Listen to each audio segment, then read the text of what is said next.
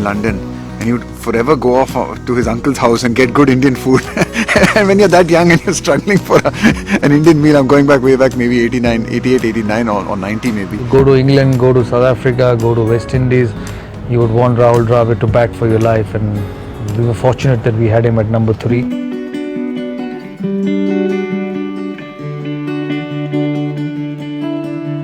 First met Rahul in 1989, if I'm not wrong, with Kailash Khatani, my second year on the trip, and it was Rahul's first year.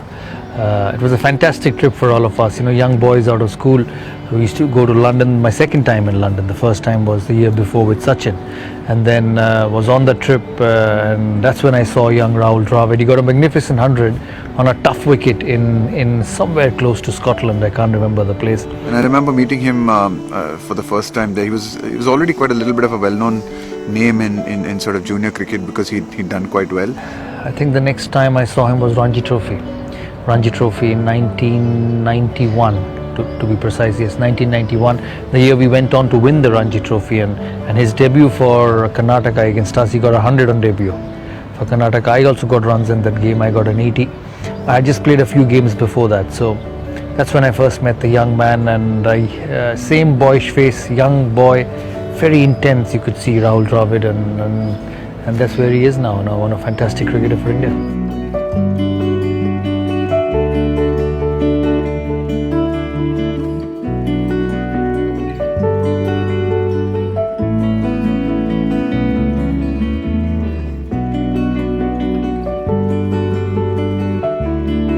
When the opportunity came, he batted at 3 and I batted at, I think it's 7 in that game.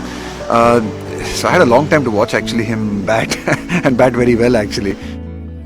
I was too engrossed in my performance, to be honest. When he came into bat, I was already, I think, 70 odd batting.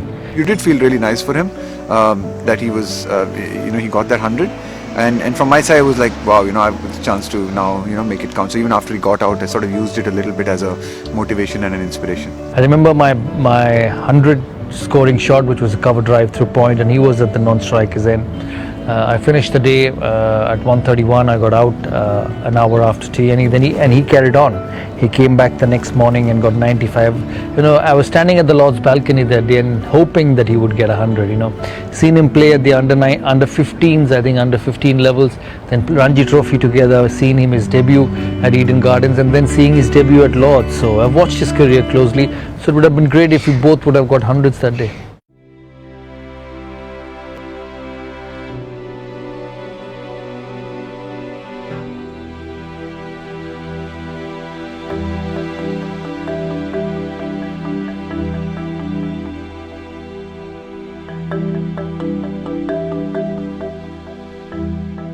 That's the first time I went to Taunton, a beautiful looking ground in Somerset, just outside the English countryside.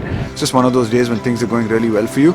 And I actually outscored Saurav for a large part of it early on, and then he kind of caught up and he really capitalized on the spinners later on. Ramesh got out, I think, in the first or second over, so I think he was 0 for 1 or 2 for 1, and then 320 when Rahul got out. So it must have been a tough time for Ranatunga and Aravinda De Silva. They tried everything.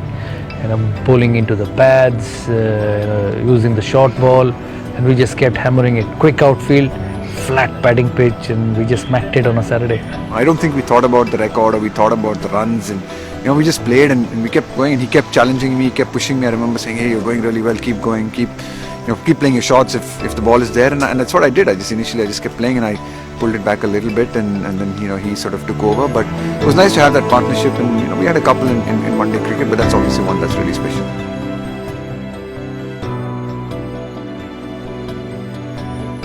He's now become a big-time administrator now, so he's a big shot, so he doesn't have much time for me. Life's changed. We've all just backed off a bit. He's still involved heavily into the coaching part of the game. I'm not. Don't meet much often, but whenever we meet, wherever we meet, we make sure we have a dinner together. Went to his house a few times after that. We do catch up when we can, as and when we can. It's always good fun. It's always a good laugh. It's a good chat. He's always got some interesting stuff to say. The wall, as they say.